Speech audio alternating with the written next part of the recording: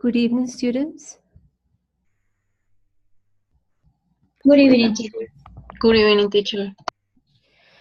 Okay, I'm glad to have you here. This is our last encounter for this course. We will review tonight the readings that you had last week, and hopefully tomorrow by by the night, I will publish the final grades. So you will have 4 days to check them. I need to tell me before Sunday if you have any request or you have any complaint about the final grade. But I will publish it by tonight. By tomorrow night. Not tonight, but tomorrow night. Any questions about that? No, teacher. Okay, good.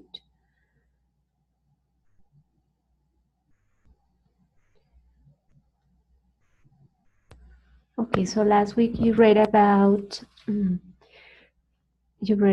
development of the hearing system and the brain language network, right? What do you remember about it? We see on the screen 4 different pictures of the brain. On the left side, we have newborns, A and B, and on the right side, we have children about 7-year-old brain, right? Again, A and B. What do you remember about the development of the hearing system?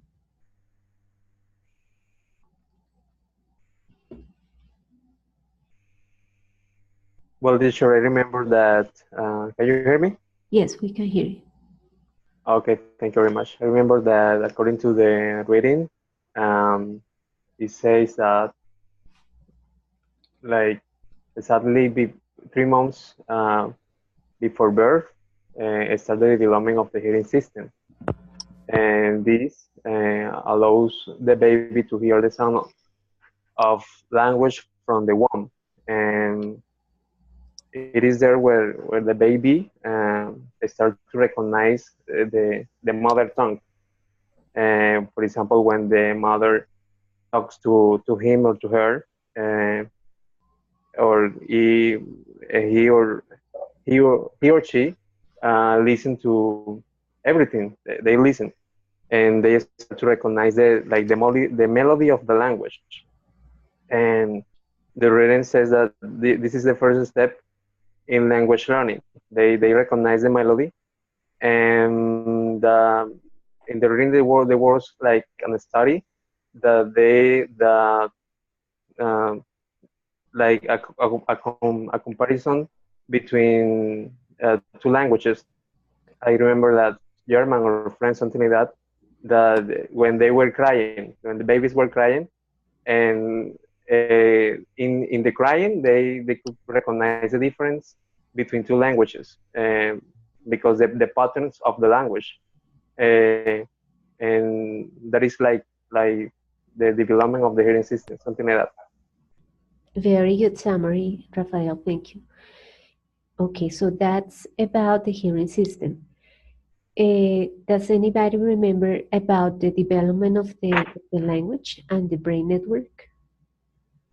The brain language network? Teacher, good night. What I remember was the full language network is used for the development of the language abilities. In a basic manage of this networking connection that child do while they are growing up. I mean the learning of the language is also involved or related with the development of other skills, right? Because the hearing system provide some kind of preconditions about how they are going to connect the meaning of objects, the significance of any other kind of language, because we in the reading we can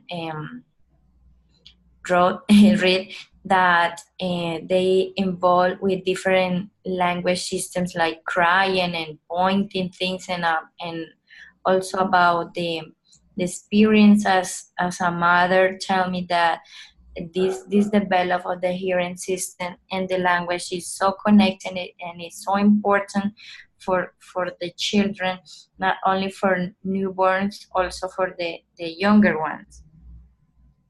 Good. And what do you remember about the information related to what we see on the pictures and the connections between the two important parts of the brain that are in charge of the language? Is the meaning that the child gives to that image, and also the relation that they make between the image and the experience that the child has. For saying something with the spoon, he saw the image of the spoon, but he already used a spoon to eat. So I think that the connection between the image and the experience with the object is the important thing in this point. Okay, yeah, so the development of that network is related to the experiences children have um, through the first 7 years. So, in that way, through the experiences, they develop language, as you said, with the experience they have with the same language and with the objects around them. Okay, thank you, Sharon. What else do you guys remember about that brain language network? Well, teacher, I read that certain parts of the brain are responsible for understanding words and sentences too. These brain areas are mainly located in two important regions of the brain, on the left side of the brain, and are connected by nerves. The reading said that together, these brain regions and their connections form a network that provides the hardware for language in the brain. And of course, without this brain network, we will not be able to talk or to understand what's being said to somebody. These connections within this network are particularly important because they allow the network nodes to exchange information. Exactly. So we have those two important parts of the brain, the red one and the, let's say, pink one. And there are networks that connect them. And those connections grow or get more complex through the experiences children have with the language and with the environment. Does anybody know the name of those two important parts of the brain that need to be connected in order to produce language?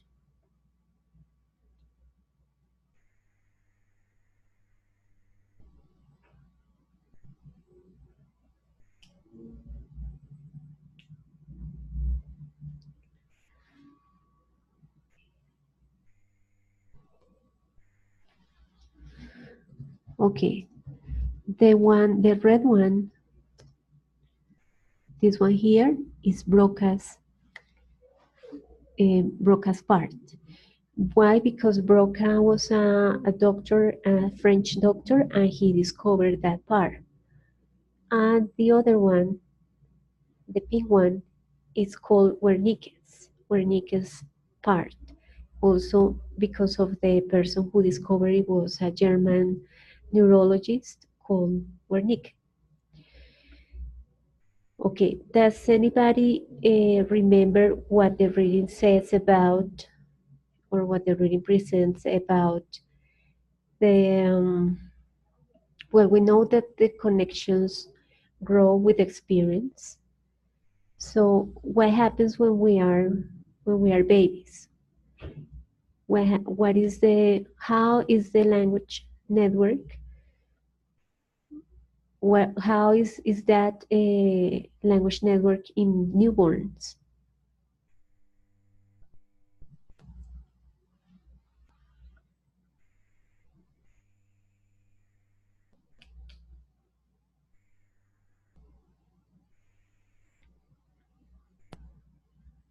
Well, teacher, one part of that, the reading said that babies are not born with the speech or language. So this is something that they learn from their interactions with others, especially, of course, with their mom. However, it is interesting to think that a baby has already taken the first steps in terms of language development even before birth, because of their interaction. I repeat, especially with their mom. Exactly. So we're born with the parts, with our brains ready to learn, and we have the connections, but they are very simple, as we see here, the green part. If the two parts are not connected, the language cannot be produced. So we have the two parts connected when we are babies, but the connections are very simple. And with experience through the ages, as Sharon mentioned, so the connections grow and are more complex, and we learn to talk. As and as Fleur-de-Lis mentioned, when we are born, we have already we have developed the hearing system, and we already have that um, the music of the language that we have heard for the last 3 months when we are in our mother's womb. So when we are born, we can already identify that sound of the language and the mother's voice, as Rafael mentioned. But it is with the experience that we learn. The connections get more complex, and we learn the language by the age of 3 or 4. Good. So what happens in the brains when we learn something?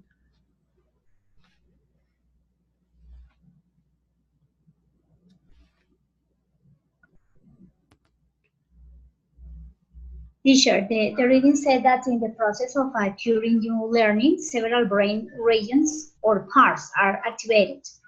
This process requires the coordination of a complex set of actions that involve the motor function and the processing of images and sounds. That is just to mention two factors important. Moreover, in order an effective learning takes place, at least the execution of three brain processes called basic learning devices is necessary. And they are the attention, of course, and the motivation, and of course the memory. And we can say that the brain never stops changing throughout learning.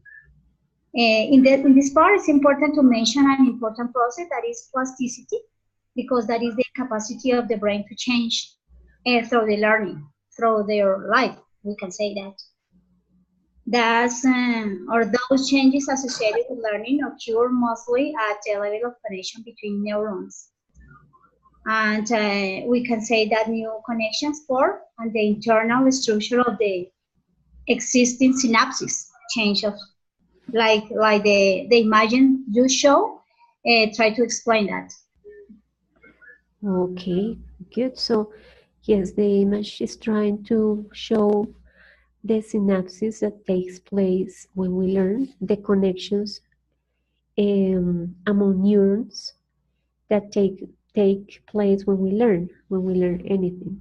So if there is no connection and there is no change in the brain connection, there is no learning. And as you mentioned, there are three basic uh, steps that need to occur in order to learn. Good. Anybody wants to add something about that?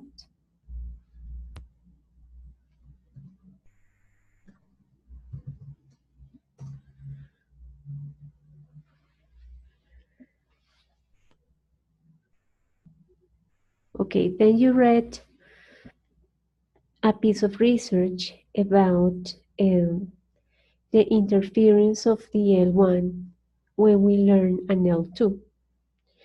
And that reading, that research explained about the interference in relation to vocabulary. What do you guys remember?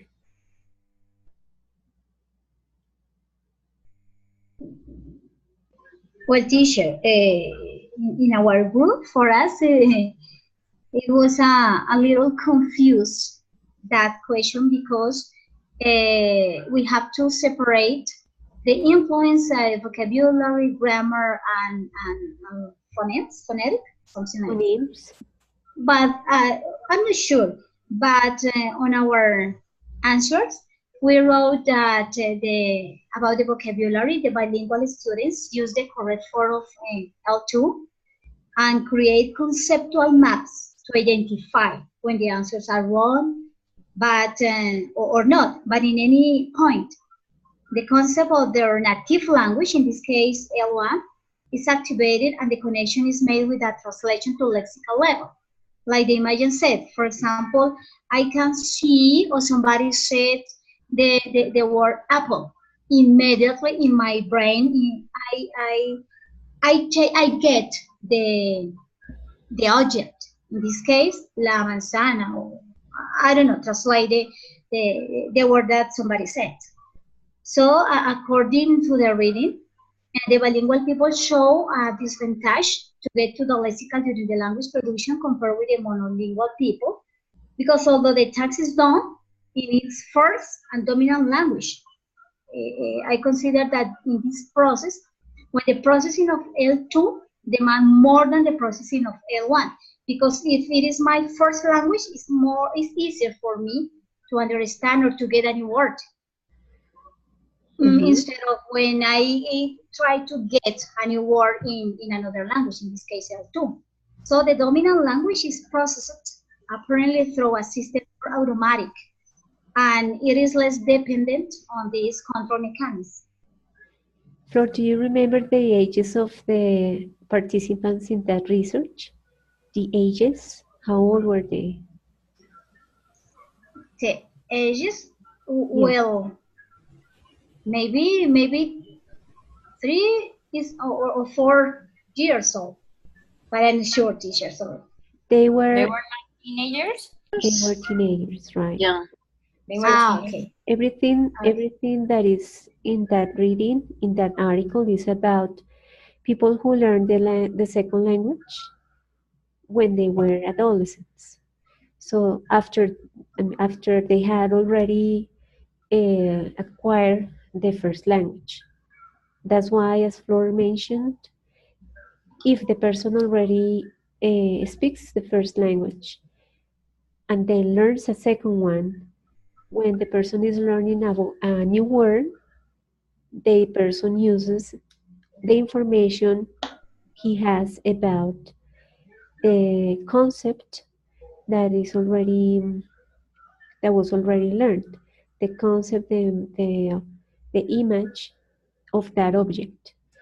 So, as Flor Delis mentioned, if we learn the language at that age, that's gonna be slower for us to remember the words compared to the speed that our brain has to use the words of the first language of the mother tongue. So that's the disadvantage that is mentioned there.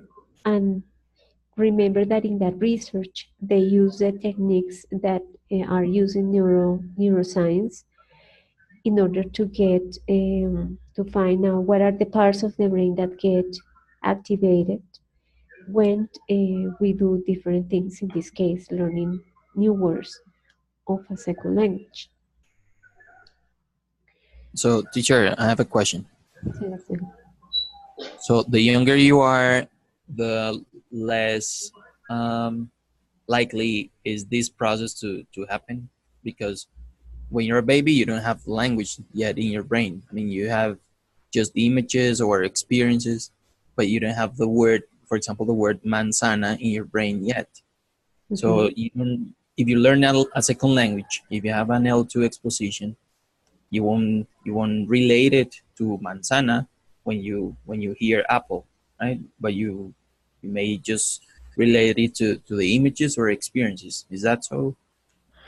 That is the opposite. When we are babies and until we are 3 or 4 years old, we have the ability to learn different languages.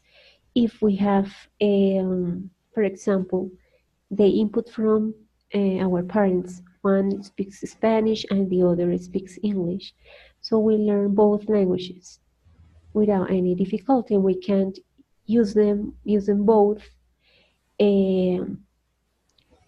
We can have the same level of proficiency in both languages at that age, at the age of 4 or 5 or 3.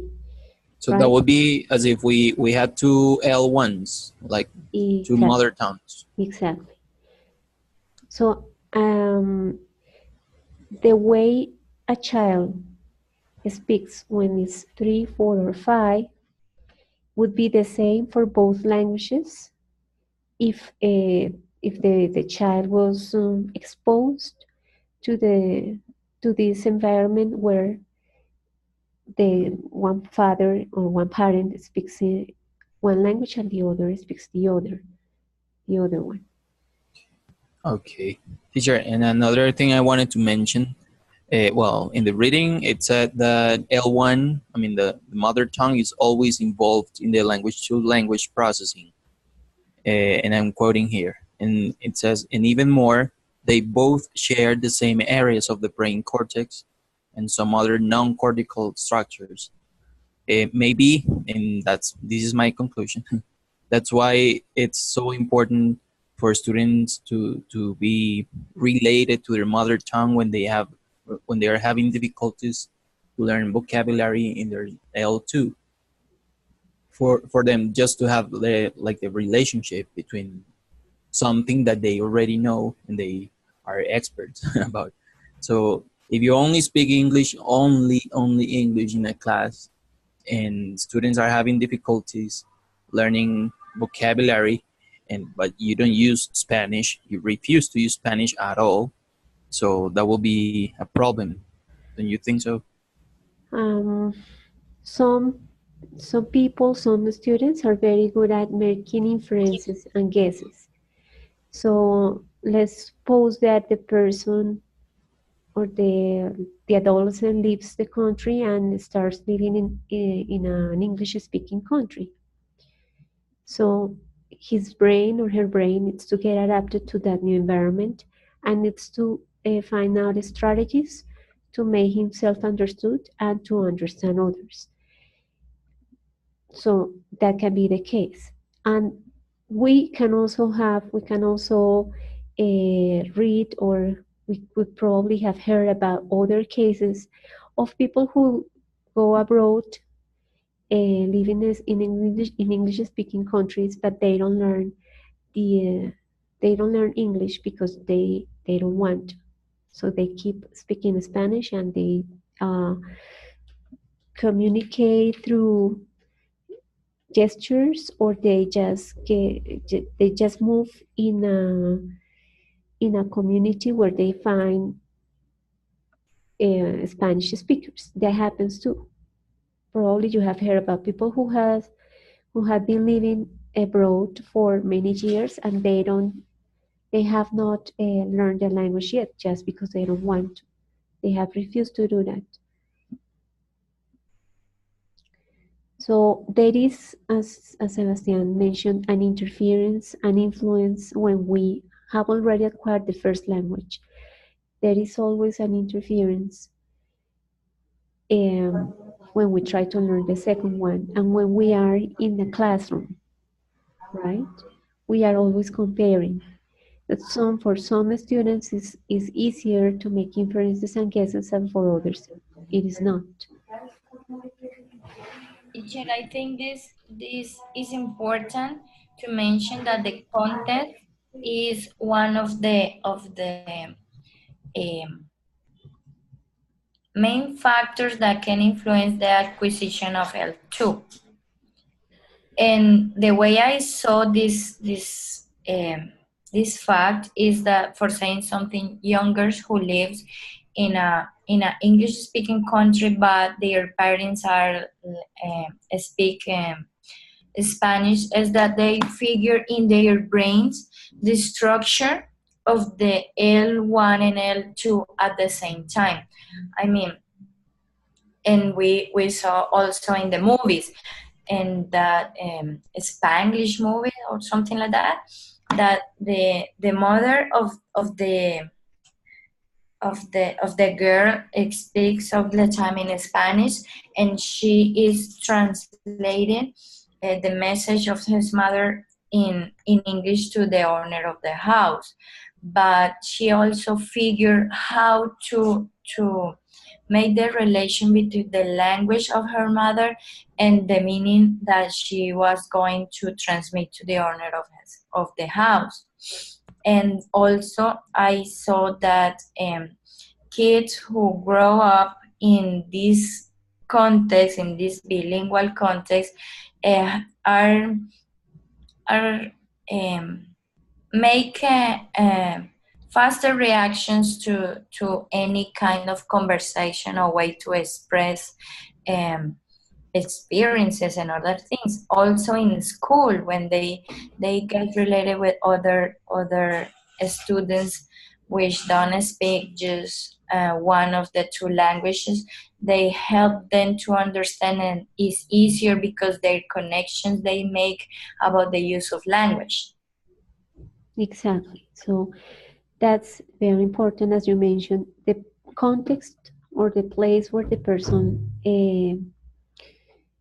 gets the input is very important. If we are in a classroom, we find in the books that it is called learning, and if we are if we are abroad in an English-speaking country, that is called acquisition, because we get the language in a more natural way.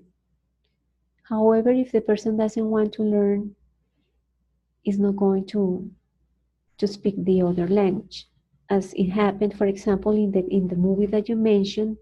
I remember that one is called Spanglish. So the woman says that she has tried several times to learn, but it is difficult for her. So just if your brain doesn't find, if you don't find pleasure to learn, that's gonna be more difficult to get anything. And probably we have also compare the pronunciation of people who have learned abroad with the pronunciation of people who have learned the language in our country. Those who are abroad who liked the language had more input from native speakers, and that helps them to acquire better the phonemes, the sounds, than if we are here in Colombia or in a Spanish-speaking country and we get less input from the environment. So it's more difficult and it takes more time to learn here. Does anybody else have other comment about the influence of L1 when we learn vocabulary of an L2?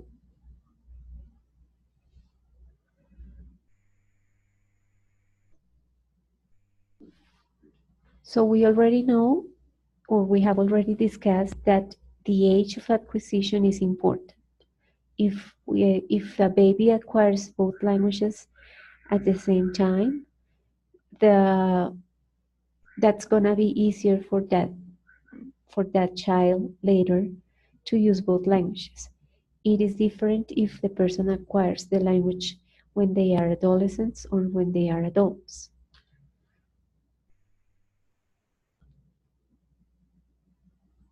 It doesn't. I think, teacher, this happened because the brain connection that people do, because a child has his open ability to figure and to connect the meaning, the use of the things, also the way they communicate and all the things. For youngers, they already have the experience with just one language, so they are users of language, but they don't acquire and appropriate the full language to express. And for adults, we have all the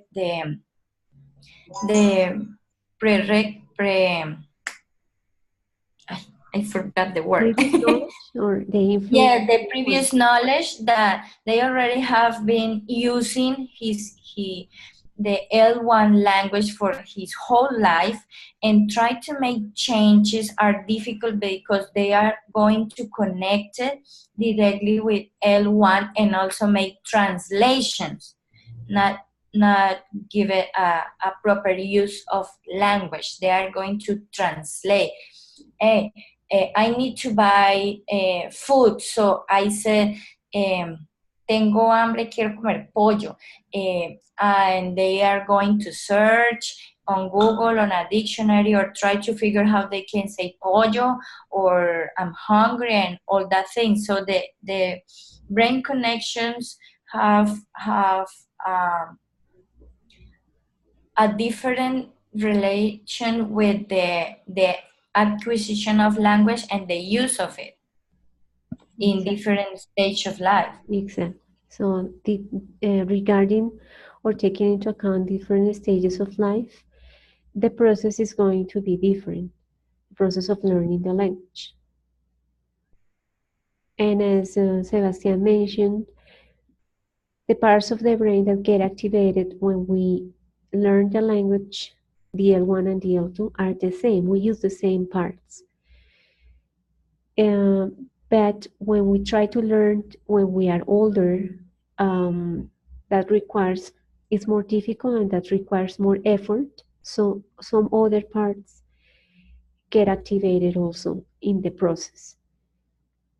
It's like we put everything, put all the parts that could be activated on action. Well, if we learn it when we are younger, so that's gonna be easier, more natural.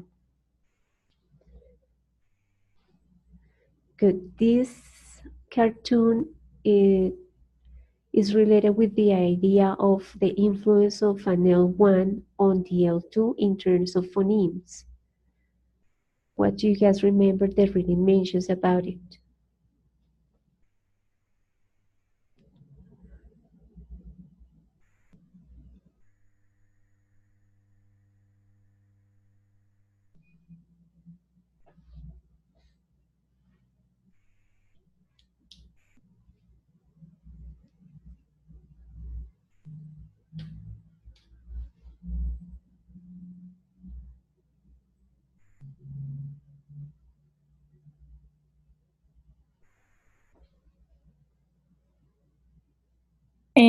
Teacher, Sarah. I don't know exactly about what is the influence, but I had clear that only things. I remember that authors suggest that the difficult in this case is that the individual ability to speech is the problem to focus on the vocabulary, on the words, and not the acoustic abilities. I remember about that. Unfortunately, the readings don't have a specific example, so in my case, I had problems to understand everything exactly, but I remember this conclusion that the problem is when you are talking or when on your speech and the ability of the speech, but not an acoustic ability. Exactly. So we all can identify, we all can hear different sounds, but by the time we are going to produce them, so we have difficulties when we learn the language later in life. So again, this is a problem of the differences we have between the two languages. So on the screen we see different phonemes, different sounds. There are many differences between English and Spanish regarding phonemes. By instance, the different ways of pronouncing the same vowel in Spanish. So we have different ways in English to pronounce the same vowel in Spanish. And we might probably hear the differences when we listen to a native speaking.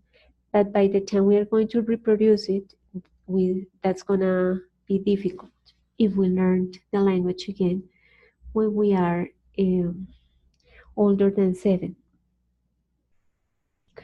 Sebastian is sharing with us an example of that difference. Let me play it.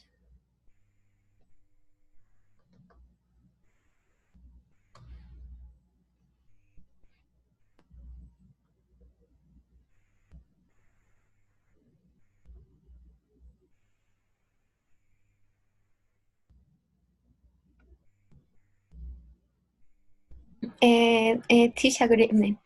I don't know if maybe in that case, a good example is with, for example, the silent letters in English is different, for example, in Spanish, or sometimes we make the mistakes when say some word you say S, we pronounce, for example, in students, we generally pronounce the E. So maybe, I don't know if it's an example when we use phonemes in that case. So the difference in some stretch of the words, or in some letters that maybe that doesn't have sound or anywhere. I don't know, it's a good example about it. Yes, that's an example. That's an example. Let's see.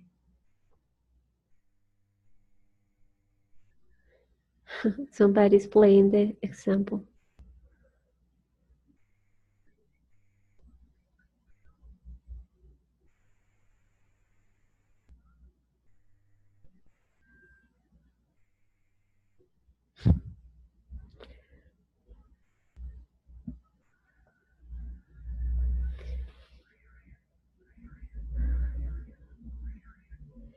Did you hear the example?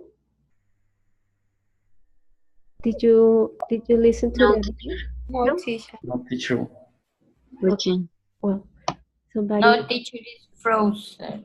Okay, I'm going to play it, but first I'm going to answer Joanna's question. The example that you gave, Joanna, about the pronunciation of the word student, that's related with the phonemes, right? And also the intonation and accent and stress. I'm going to play the video. Teacher.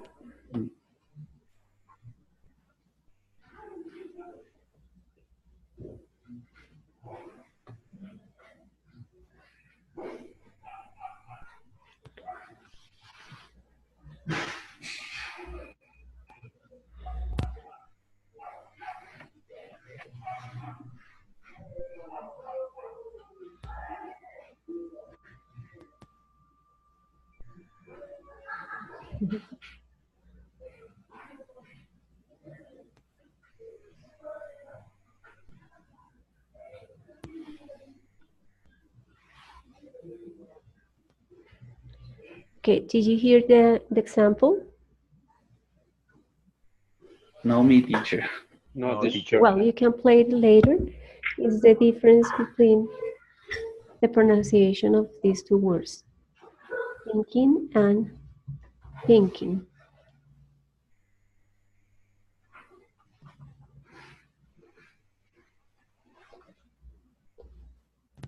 But well,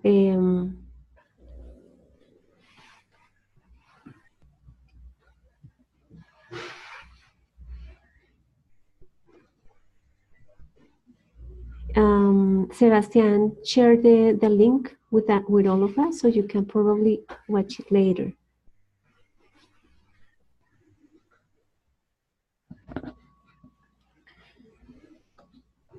Okay. So again, the problem when we learned at an older age is the differences between both languages in terms of vocabulary, in terms of phonemes, and also in terms of grammar, right? So there you have a picture about similarities and differences between Spanish and English grammar.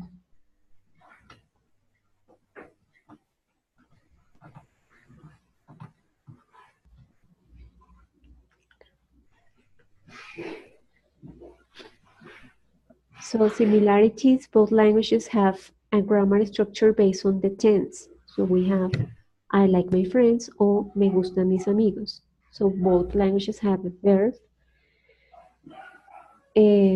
structure. And the basic structure of the sentences is the same, but other functions change the position as the adjectives. So that will be a difference. If we use adjectives, the position is different. Another difference is like the inflection that we have in the verbs in Spanish. Well, we have the same form of the verb for English conjugation of all the tenses, of all the pronouns. Well, most of the pronouns, we have changes at the end of the verbs in the conjugation when we use Spanish. So that's again the difference will affect learning or will make it more difficult. And what the reading show you or presented is also the parts of the brain that get activated when we are trying to understand those differences.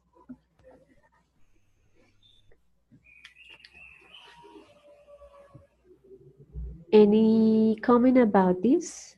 Something else that you want to add?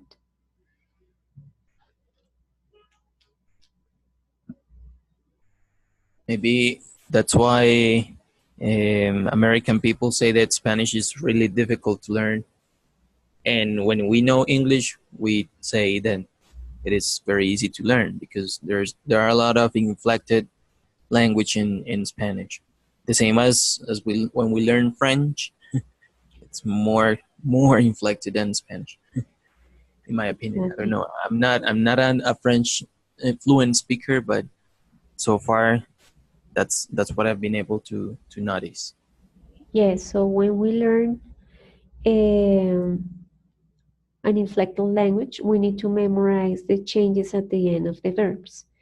Well, in the case of English, that's not necessary. And English have like the structures that are always, we cannot make changes or many changes in the order of the words. Well, in Spanish, we can, that's more flexible. We can change the order of the words and the meaning will be the same. So I guess that will make Spanish more difficult to learn for a person who speaks English.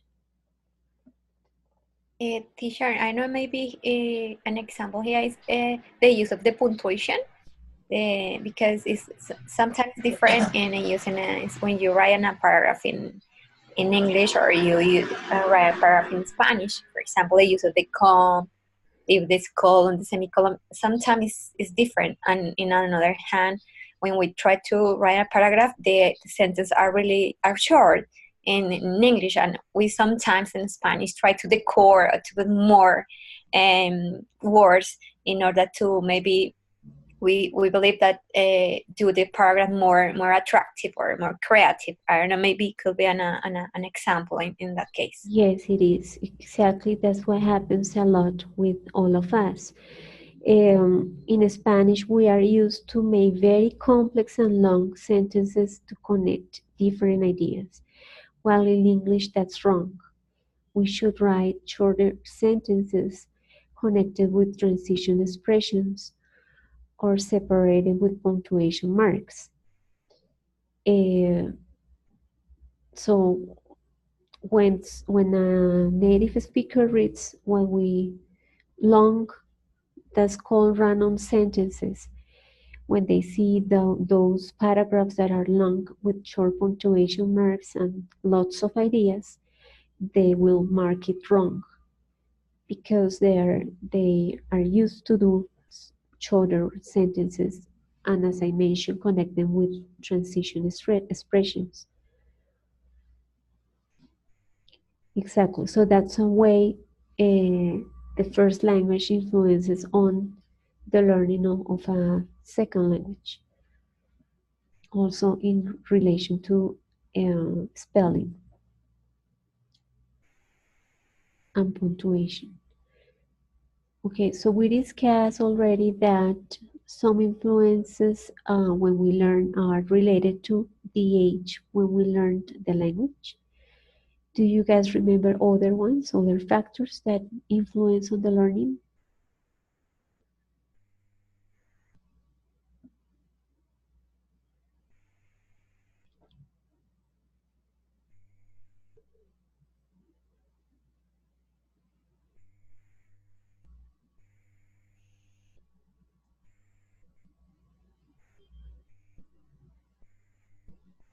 I remember the individual skills because each person learn in different ways, or maybe some learn English or any another idiom in short time, and others spend more time to try to understand or to try to communicate ideas. Maybe that is one of these factors. Yes, so that And there brings are me teacher, to there are another like the age of the acquisition. Yes. Another is the linguistic experience. Of course, the individual skills, and among others is the level of performance. Exactly. Teacher, and I think one of the important things for this acquisition is the friendship for youngers. Because if they had a friend who speaks English and these other young boys trying to communicate in English, so they're going to focus of a goal that it will be learn English to communicate that with that friend. Yes, we see cases also of not only having a friend, but also a relationship with a person from a different country. So the person is going to be more motivated and is going to put more effort when learning than a person who is not in the same situation. So that's an example of how the emotional part has a very big impact on the way we acquire the language, on also on the whole process.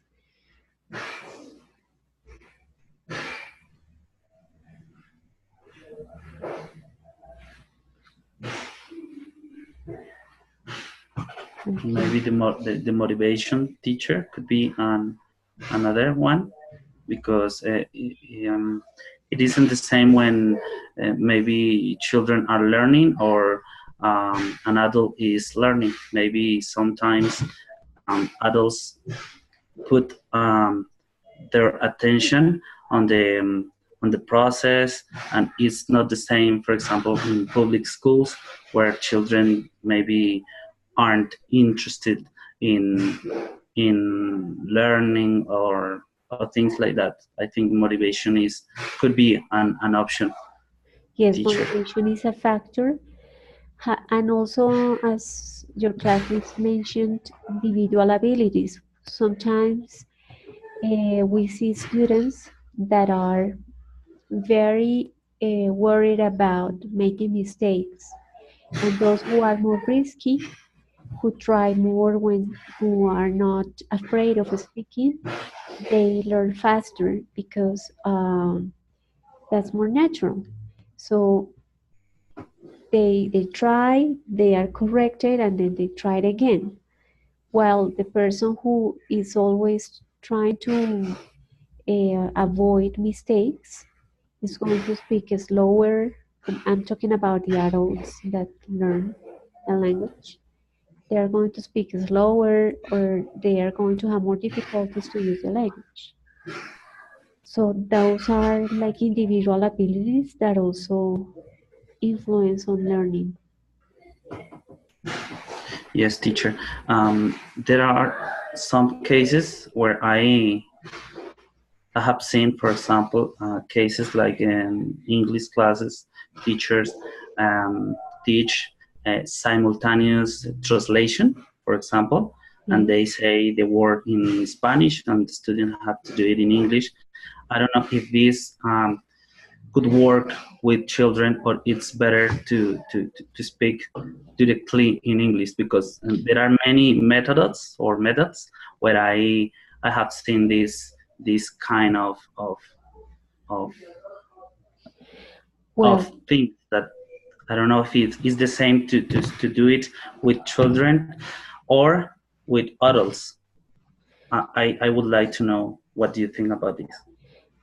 well, the book that we read, the one that was written by Francisco Mora, remind us that children learn through games, through sensations, emotions. So when we are with a group of preschoolers, the best way to teach them is through games.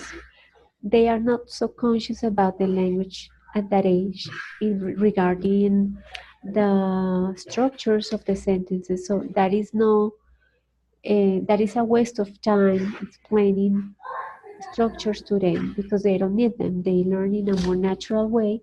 So if we expose them to songs, if we expose them to games, if we have them work on hands-on activities, and we give them instructions in English, we talk to them in English all the time, and we help them to understand by modeling the exercises, by making gestures and drawings.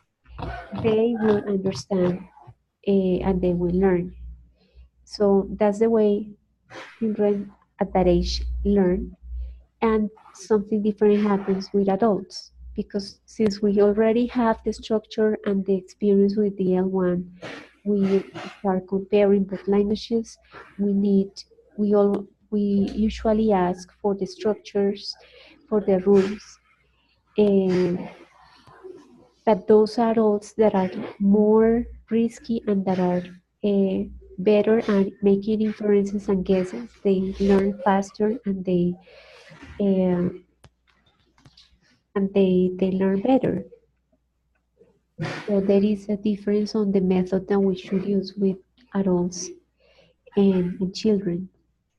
I just ask you because I was I was uh, I was watching a class, an English class, and the teacher was using that structure with children, with their, maybe they were in their 8th or 10th years old. So that's why I'm asking you, because I know this that there's a difference between children and adults, but maybe at the age of 8 or 10 or 12, I don't know if maybe could worse, because it's just because I'm asking you. Okay. Because I saw that. When we use that,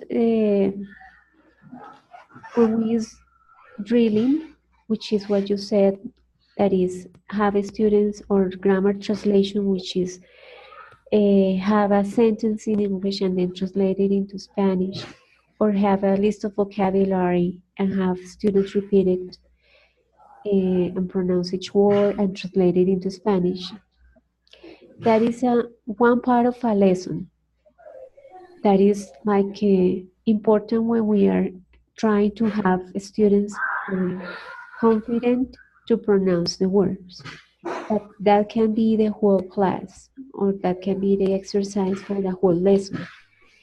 If we don't plan something that is interesting for students, we are not going to get their attention. If we don't get their attention, they are not going to make any process to learn.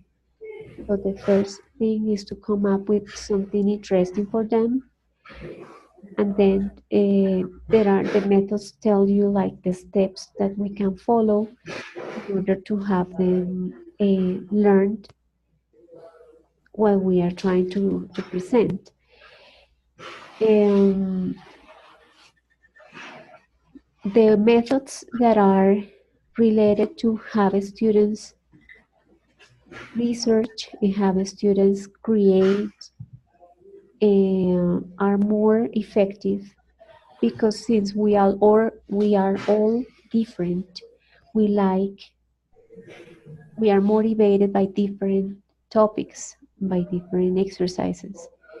So if students are given the opportunity to choose, for example, a project, the topic of the project, they will put more interest on the project. They will put more effort. They will develop different skills, and we will be guiding them through the process. And they will be the ones that construct on the basis of what they like. So that's why those methods, for example, project-based learning, which are based on having the students decide many stages during the classes, are more engaging, motivating, and effective than those methods in which we plan everything and we have students follow the steps that we already planned for the lesson. Okay. Teacher, I want to share an experience about it. Sure. In the school I work, the last year, I made that exercise. I asked the student to write which was the topic or the project they liked to work, and most of them answered that the topic that we work on project was their favorite one because they can enjoy researching, they said, and also said that they learn more things by projects instead of teaching the full grammar content. Mm-hmm. So on that range of having the students make decisions or teachers having the control of the whole lesson,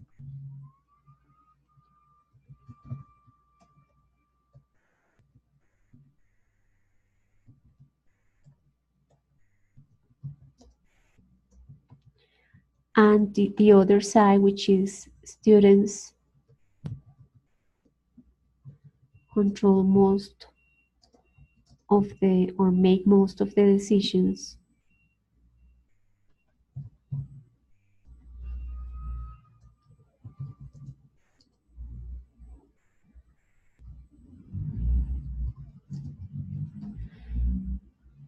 In those two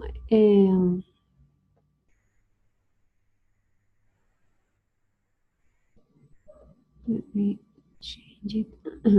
Let's say 12. Okay. In those two options, we have in the middle different methods. We could have more or less help from the teacher in the middle. And the one that is on this side, when the students make most of the decisions, are more used in those schools that use the ideas of Escuela Nueva. So that is precisely the ideas in that model of education. Students are in charge of making decisions and most of the activities during the lesson, while in the traditional way we have in different schools, we have the teacher that controls everything. We have already the books that tells us what needs to be taught and the way it needs to be taught and how it is going to be assessed. While in Escuela Nueva, the curriculum is built on the basis of students' interests. There are not many schools in, for example, in Bogota, who work with those ideas of Escuela Nueva, but there are a couple of them. There is one that is in close to La Calera, Escuela Experimental, and there is other one close to Suba that is called, looking for the name here.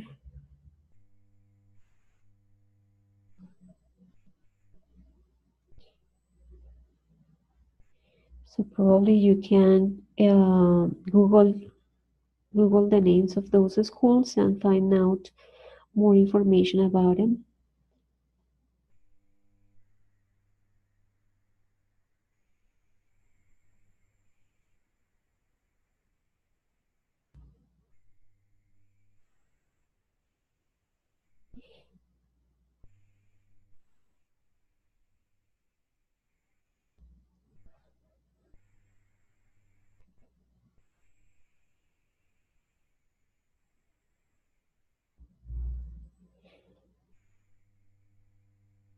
The one that is close to Suba is called Juan Ramón Jiménez. If I'm not wrong, they are the school is 50 years old, so they have tried that way of teaching and learning for 50 years, and they have like made some changes, but so they are like not that new.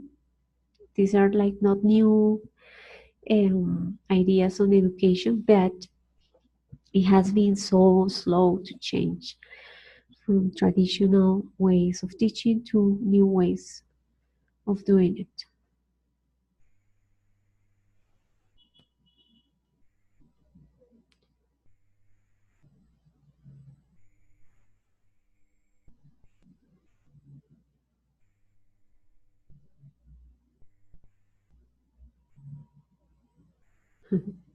So Noemi wrote that she knows some people who would like to run away from the classroom when they are told that they are going to study the verb to be, because of the way, the traditional way of teaching, they feel not comfortable.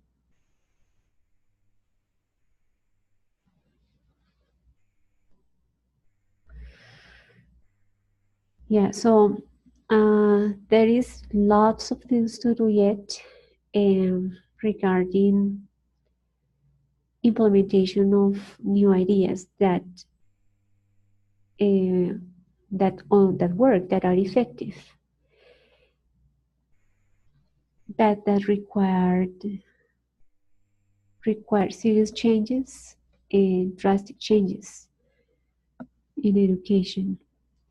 Giancarlo wrote, today they had a parent from a school mad because he wants his son to fill his notebook with grammar exercises. That also happens. Some people think that education needs to be the same way they were taught, and it's difficult for them to understand that there are changes.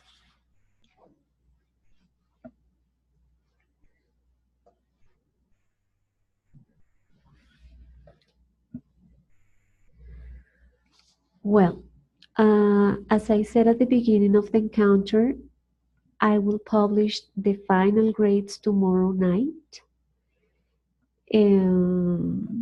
This is our last encounter. If you want to read more about the brain of bilinguals, you can take a look at the next web page.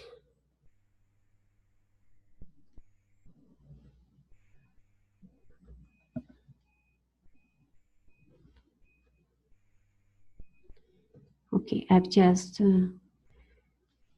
shared it through the chat box. I would like to know if you have questions or more comments about the topic before we finish.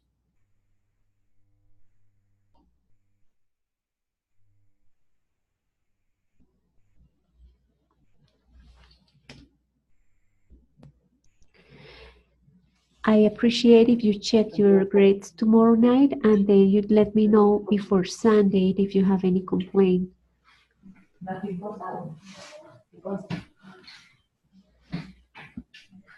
Okay, teacher, thank you very much.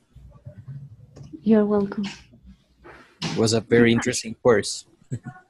Yes, Great. I agree. So you have the book of social linguistics and you have the name of the book of neuroeducation, just if you want to take a look at the other chapters that we couldn't. Teacher, I have a question.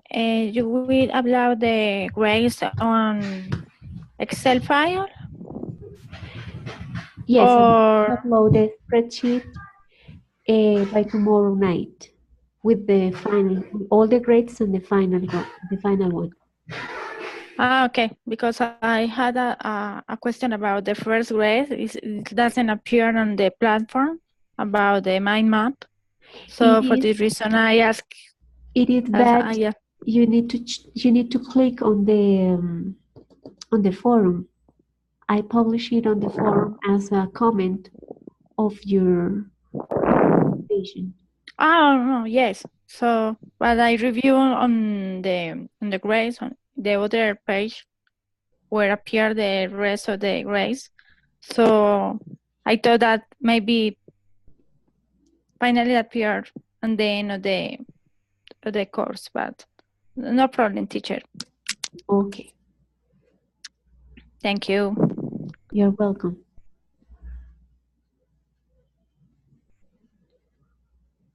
Okay, guys. So thanks for everything, teacher. Good you're evening. welcome. Also want to say thank you. It was very interesting and I learned a lot. Great. Thank you. Glad to know that. Thank you so much. I want to say thank you. Thank you, teacher. Thank you very much. Good night. Thank you, teacher. You're all welcome. Thank you, teacher. I really appreciate all your classes and all your comments. I really enjoy all the classes I saw with you. I think this is my final class with you. And the truth is that I want to thank you for everything that you teach us and all the things. Thank you very, very much. I was scared about this course, but I really appreciate it and I learned too much of it. So thank you from the bottom of my heart. We are very welcome, Sharon. Probably we will meet later in the future. We don't know. It was a pleasure to share the information with all of you. And if I can help you any way, you can email me. Okay, thank you, teacher. You're the best. Great, thank you. My situation is the same, teacher. Really thank you so much. I feel so comfortable in your class. You are so passionate and you are well listening where we have to say for the class. I feel very comfortable. Really thank you so much for all the support, for all the documents and for everything. Thank you. You are welcome, Noemi. Well, we probably will meet later in other class with you. Great. So some of you will be with me at 8. So I'm going to stop the encounter now. And again, please don't forget to check the grades tomorrow night and let me know if you have any doubt or any complaint about the grades. Okay, teacher. Thank you. Okay. Thank you, teacher. Bye-bye. Have a nice Bye, day. everybody.